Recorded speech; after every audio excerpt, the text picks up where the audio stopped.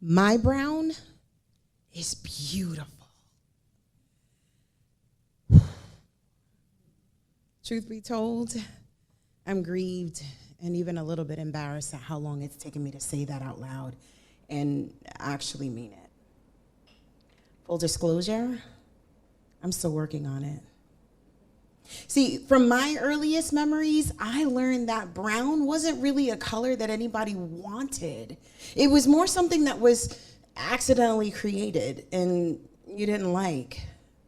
Like, I remember as a kid working on this beautiful masterpiece with finger paints and having the brilliant idea to mix all of the colors together, just knowing I was gonna end up with this vibrant explosion of hues, only to end up with more of a muted, nondescript brown, followed by the collective ew from onlookers. How disappointing. How embarrassing. Growing up, I learned that brown, my brown, wasn't pretty or enchanting or desirable. It was the last crayon picked from the box, unless you were coloring trees or poop. It was the sheet of construction paper nobody wanted. It was the home decor and color scheme of the drab, ugly, and perpetually alone. Brown was a lot of things: rejected, unwanted, unworthy, but certainly not beautiful. As I got older, brown became more about my culture and my identity. See, I'm a first-generation Nuyorican from the boogie. BX, baby? Yeah. If you're not from New York, it just means from the Bronx. My parents are from Mayagüez and Bayamón, Puerto Rico. My grandparents are from towns that may not even exist anymore in PR. I lived in the projects of Watson and St. Lawrence and ate arroz con gandule and sopa de salchichón and pastelón and tons of corned beef hash. Ooh, sorry. More than I ever wanted to. For non-Spanish speakers, that's just a bunch of really good Puerto Rican food. Most of it. As a family, we had parties for birthdays and holidays, and because we freaking feel like it days, and everybody brought something to share, we laughed until tears ran down our faces, kids fell asleep in obscure corners of the apartment, and then everybody got together, cleaned up, and came back to do it all over again a couple of weeks later. Everybody spoke Spanish and English and Spanish some more. We all went to the same schools. We all learned how to dance salsa and merengue in the sala, the living room, learned how to cook in la cocina, the kitchen, and learned how to rep la bandera, the Puerto Rican flag. Now, while all of those things truly meant being brown, I realized it wasn't the only thing. Being brown meant struggling professionally, financially, emotionally. It meant having a low expectation with respect to my level of intelligence and my academic capability. It meant being ill-prepared for higher education. It meant working 3 jobs to pay for my way through college, barely having enough time to go to my classes, and graduating tens of thousands of dollars in debt. It meant neither having the know-how nor the resources for proper nutrition and all of the resulting health struggles. When I looked out in my community at mi gente, my people, I began to realize that being brown was way more about the struggle than it was any of our achievements or even the richness of our culture. As a matter of fact, there was even like this unspoken rule, even from within my community, that if I wasn't struggling, I wasn't really Latina. Well, not enough.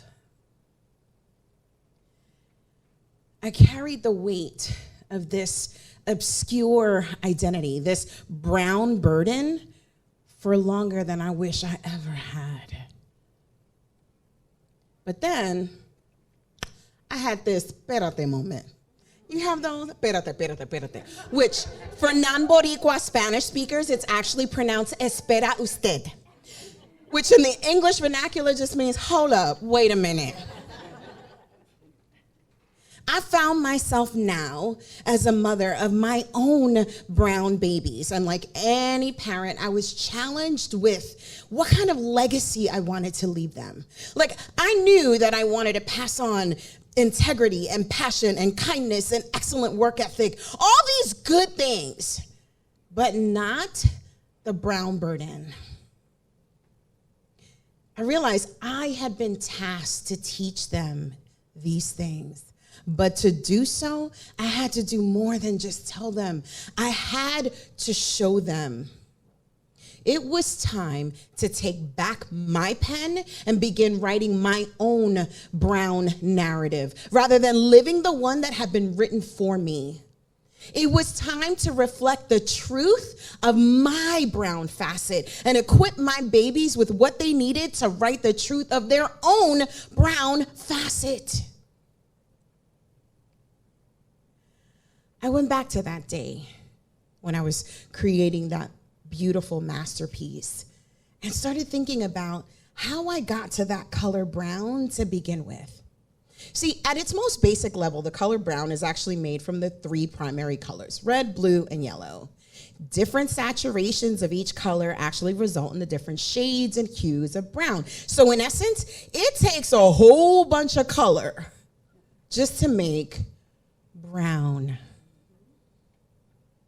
When I looked down at my brown babies, I saw the same thing. This was an opportunity that I had been given to create yet another beautiful masterpiece. And they too were that myriad of atoms and cells and chromosomes and experiences all converging together to make these brown babies who are absolutely beautiful. My brown identity is beautiful because it's made up of the scarlet of the struggle and heartache of my people, the tangerine of our art and music and dancing, the chartreuse of our sustenance and landscape, the violet of our bold dreams and audacious desires, the azure of our triumphs, the gold of our skills and talents and accomplishments. But my brown narrative, it is way more beautiful with its own multifarious chromaticity that changes in hue from season to season, but it is still real and it is still mine and it is still necessary in this world. Yes, I am brown. A Taino, Spaniard, African mix from Watson and St. Lawrence, a salsa and merengue dancing, pernil eating, curly haired, big lips, full hips, Boricua, or New Yoricua. But in the narrative I'm currently writing, I am also a phenomenal wife that embodies Proverbs 31.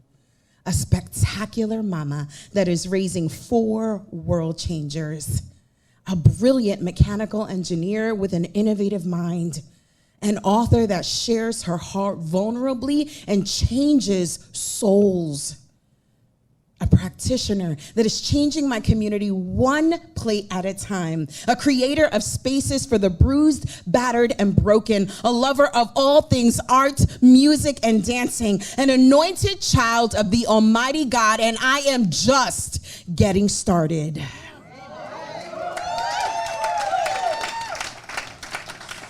So wherever you fall on the brown spectrum, from the creamiest ivory to the deepest mahogany, know the heritage that forges your identity.